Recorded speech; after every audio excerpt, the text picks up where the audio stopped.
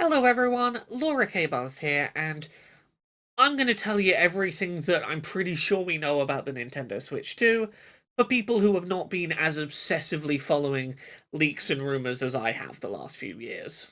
So yeah, hi, I'm Laura. Some of you may know me as a person who, like, 8 years ago was part of the trying to leak information about the Nintendo NX/Switch back in the day. That's not really what I do now. But I still am very interested in following the rumors and leaks that are doing the rounds about Nintendo's next hardware. I love Nintendo games and Nintendo systems, and I would like to believe that I have a pretty good sense of what is believable and what is nonsense when it comes to Nintendo leaks, as someone that's been in the game a bit. So I'm going to tell you everything that we think we know about the Switch 2 right now from the perspective of someone who's been, like, following all the minutiae for a while. So, first up, I'm calling it the Nintendo Switch 2 here, for two reasons. One, it's the most sensible placeholder name until we have a name officially announced. You know what I mean when I say Switch 2. But also, there are some leaks that do seem to suggest that Switch 2 is the official name. The big one of these I will briefly touch on here. There's a couple of images that surfaced on Christmas Day 2024 that appear to show some images of the Joy-Con and the Switch 2 dock. Now, there was some controversy around these images. The background of them does appear to have potentially been AI generated. The potential explanation for that is real photos were taken of the Joy-Con and the dock, but the background was replaced with an AI image in order to protect the nature of where these photos were taken. And the more I've looked at them, the more I do think that is probably legitimate. Also, a lot of case manufacturers, and we'll talk about them shortly, um, have been calling it the Switch 2, and I think at this point we're fairly safe to say that's probably the direction they're going. I think it's the sensible direction to go for name. Um, I would never put it past Nintendo not to do something silly and ridiculous, but for now, I'm going to go with Switch 2. So, at its most basic, the Switch 2 is a more powerful Nintendo Switch. That's the basic overview of what you need to know. This shouldn't necessarily be surprising. About a decade ago now, Nintendo started to merge their handheld development studios and their console development studios into one set of development studios. Basically, the writing was on the wall that the Wii U and 3DS and having, like, your dev team split across two different platforms was not the path forward for Nintendo. They were working on the Switch and they were like, we're gonna have all our studios making games for one system. And that worked really well for Nintendo. Not only is the Switch well on track to potentially be the best selling games console of all time globally, it also meant that the Switch had a really robust lineup of regularly releasing first party titles, because Nintendo's entire software output was focused on one device rather than two. It meant that if the Switch needed to live off of first party exclusives rather than third party support, it had twice the density of regularly occurring first party titles. That did really well for Nintendo. There's no world in which they're going back on that anytime soon, or backing away from the very successful Switch concept. So don't be surprised that it is the Switch, but a bit bigger and more powerful. Um, there is one potential place where the Switch 2 might have some weird gimmickry going on, maybe two. There's a couple of places. We'll talk about those shortly. So, basic design of the thing. Most of what we know here is based on. Originally, there were some images of a motherboard and what appeared to be maybe the final physical outer shell of the device. These were then followed up with some 3D rendered CAD files. These were then followed up by more images of the motherboard and more 3D printer files starting to show up. The big wave of things that sort of makes us confident about the overall design aesthetic of the system is um, a whole batch of Nintendo Switch case manufacturers started announcing and showing off designs for their Switch 2 cases, many of whom were very confidently stating, yes, we know the final dimensions of the thing, yes, we've seen the final design, yes, we are confident that this design we have here will fit the final retail unit, yes, we are starting production on the designs. And a lot of the elements in these design mock-ups we've seen from case manufacturers line up with what we're seeing from the elements of the motherboard that were they line up with what these case manufacturers are talking about well enough that I'm pretty confident to tell you the things I'm about to say are like pretty rock solid. So let's start by talking about like the tablet design of the thing. It looks like a Switch tablet. It's a bit bigger. It's got an 8-inch screen that is about an extra inch of diagonal screen real estate with a similarly small bezel around the screen. That looks really nice. From all reports, that screen is an LCD rather than an OLED, which a little bit of a shame, but LCD screens have come on a long way since the original Switch. If you look at something like the PlayStation Portal, which has an 8-inch LCD screen, that's a really nice looking screen. I won't be upset if, the LCD screen we're looking at is a high quality one, a nice modern one. Um, if you look at the back of the system, the big difference is that instead of having the big kickstand of the Switch OLED that's like the bottom half of the back of the system, it seems like we're getting a U-shaped strip. So it's the same like bottom half of the system, but it's just a U-shaped strip that comes out as a kickstand. We'll see how sturdy that ends up being in practice. On the top, there's a little bit of shifting around of vents and things and buttons, but there's two big things of note. There's a second USB-C port on the top, which means now if you're playing in tabletop mode with a kickstand out, previously the only USB-C slot was on the bottom and was like against the table. You couldn't charge while in tabletop mode. Now, seemingly, you can plug a charger in the top in tabletop mode. Wonderful. Secondly, there is a cartridge slot, and from looking at the motherboard, it seems like it will be backwards compatible with Switch 1 cartridges, which is fantastic news. Great to know. Physical game backwards compatibility is wonderful. So let's talk about the last design element of the tablet portion, which sort of leads us onto the Joy-Cons. The Joy-Cons no longer slide in from the top. They now slide in sideways and connect via magnets. Now, how that's going to feel in practice, who can say? But that is apparently the new way that we're going to connect Joy-Cons. You can apparently still use your Switch 1 Joy-Cons wirelessly. You can't connect them physically, like, onto the sides of the Switch.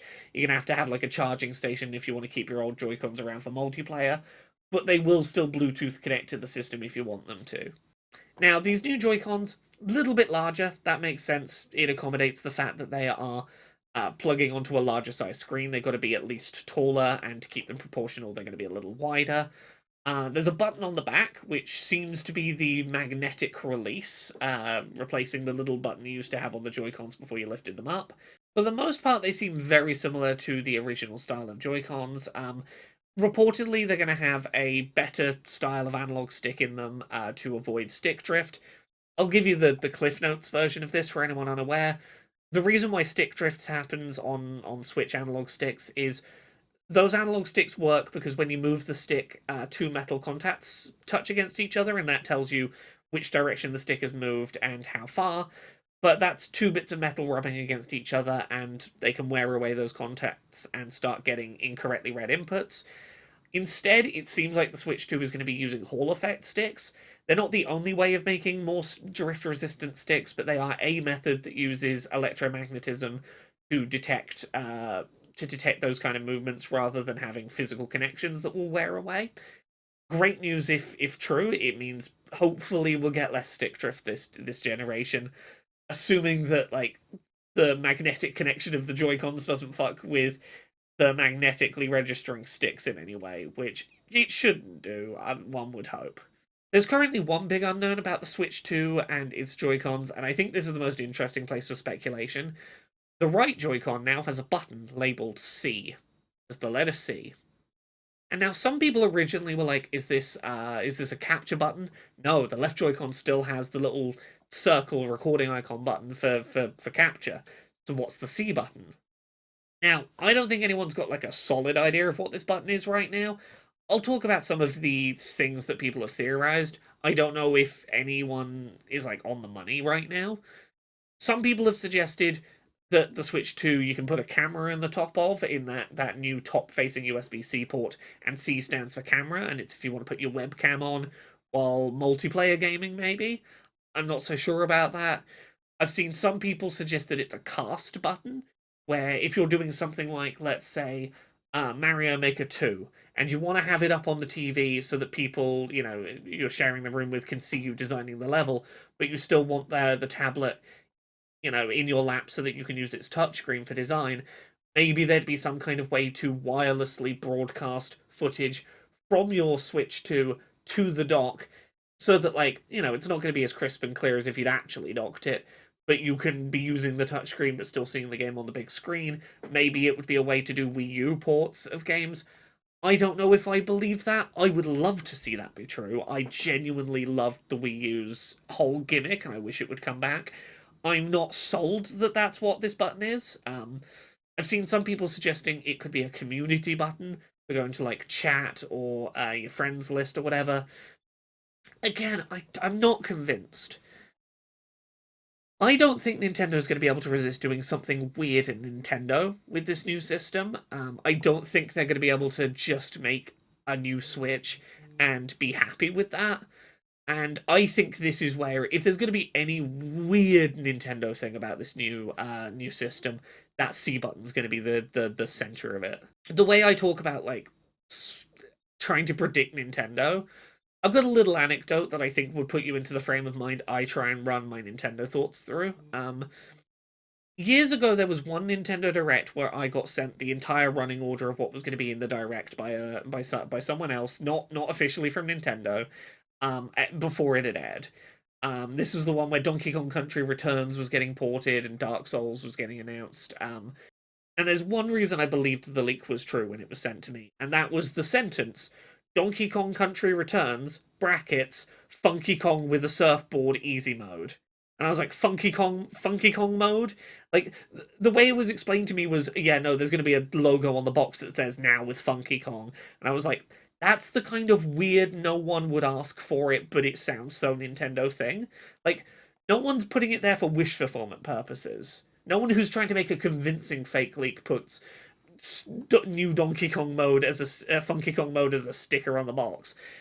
That's the kind of thing that, like, my heart says, whatever that C button on the right Joy-Con is for, it's gonna be the Funky Kong with a surfboard mode. It's whatever Nintendo's like weird Alamo style, their Labo, whatever their weird new feature is, that's what the C button is for. And none, as much as I would love it to be the cast button, nothing I've heard so far feels the right kind of Nintendo weird.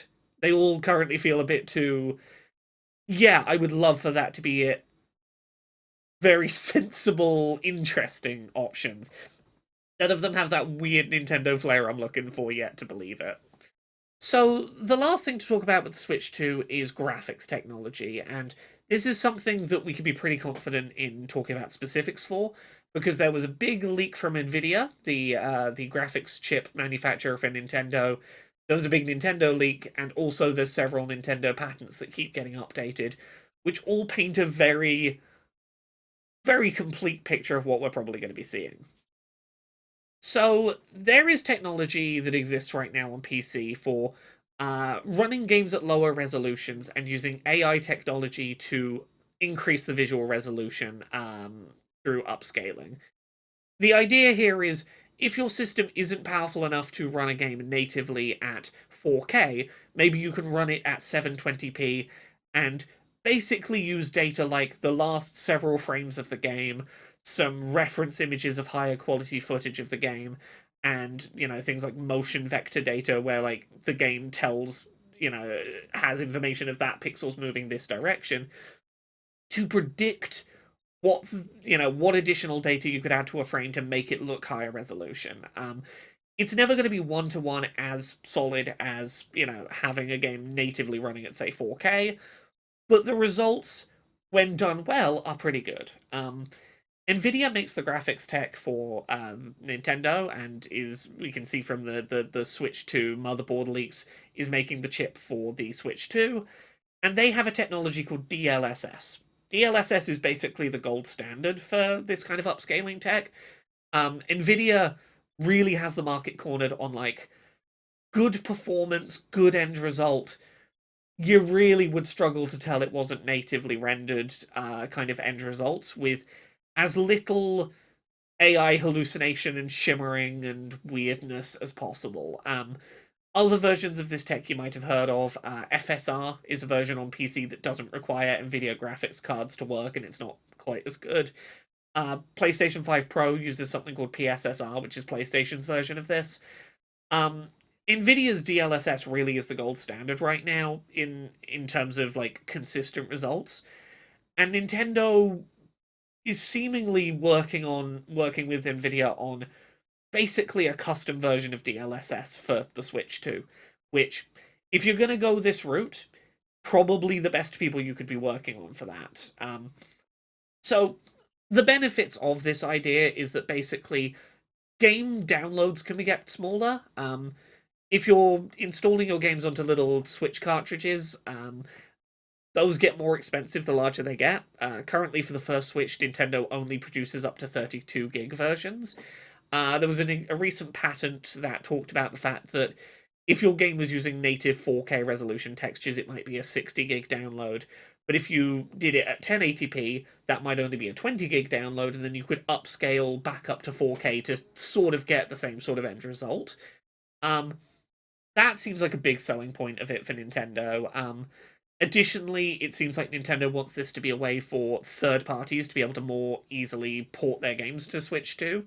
The idea being, hey, if you're already making a 4K version of your game for PS5 Pro or whatever, use that to capture screenshots and video of what the game should look like at 4K, feed that into our upscaler tech, and that'll help teach it how to make the Switch version. The Switch version knows what it should look like at 4K, it's got something to aim for, it'll probably do better results. Now, that technology, according to patents, as best I can tell, will work when docked or when in handheld mode and plugged into the mains. So let's say you're at home on the sofa, someone else is watching something on TV, you're playing in handheld mode, you've plugged your system into the mains. You will probably get those graphical improvements in handheld mode. But let's say you're on the train, you're running purely off battery power, you probably won't be seeing those upscaling improvements. You'll be seeing it at a lower resolution. There is some talk in the patent of allowing players to manually, optionally choose to turn on upscaling, knowing that it will lower their battery life. Who knows if that'll come to pass. But this seems like it is the direction Nintendo is going, is very similar to the PS5 Pro, is use AI upscaling to try and get the best of both worlds so that games will run at good, frame rates, but that they can, if you're plugged into the mains, bump up the resolution and look a bit more high end. What those end results will look like in practice, we will have to wait and see. But I will say that Nvidia being involved does make me somewhat more, confident in the end results than I have been with PSSR on PS5 Pro currently. So yeah, I think that is everything. Officially, we will know more about the Switch 2 by the end of March 2025. Nintendo have themselves said by the end of March 2025, by the end of the financial year, they will talk about the Switch 2, or the successor to the Nintendo Switch. This is me just being speculation brain now. I kind of expect Wednesday of next week to be when they show off like a 2-minute trailer of this thing and say what month it's releasing, much like they did with the original October announcement of the Nintendo Switch. Sometime in February, do a more in-depth showcase and like start of February talk about the price and the launch lineup. Release it either end of March or beginning of April, depending on whether Nintendo wants to boost up the end of this financial year's results or the start of next year's financial results. Basically, whatever bit of financial year they want to get a shot in the arm, that's when I suspect it'll be releasing. Given the number of leaks of photos of the internals, photos of the Joycons, photos of the motherboards, peripheral manufacturers saying they're going to talk about the system and their cases. Um, I feel like Nintendo at this point realizes they have to just get out and say something, and I would be surprised if we're waiting very long to learn more.